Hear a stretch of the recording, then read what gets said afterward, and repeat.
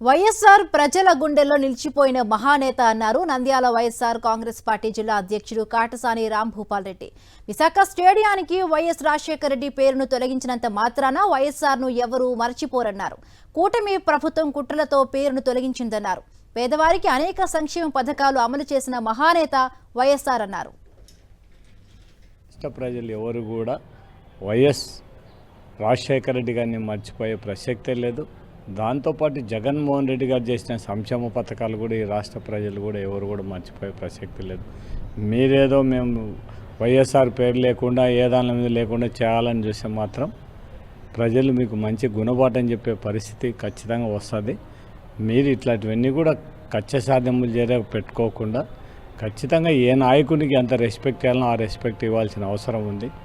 NT Ramarao పేరు కూడా NT Ramarao జిల్లా కృష్ణా జిల్లాకు జగన్మోహన్ రెడ్డి పెట్టడం జరిగింది.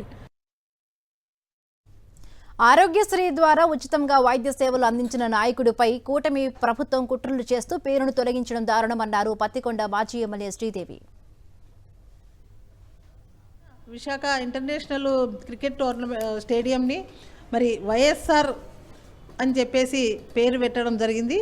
కానీ దాన్ని ఒక ఉన్మాదిగా అంటే ఆ వైఎస్ఆర్ అనే అక్షరాలు తుడిపేసి పెట్టడం చాలా అన్యాయం ఇది. ఎందుకంటే ఎప్పుడో రాజశేఖర రెడ్డి గారు ఎంతో ప్రతి వాళ్ళకి కూడా అప్పుడు క్రికెట్ టోర్నమెంట్ అంటే ఆయనకు చాలా ఉత్సాహం.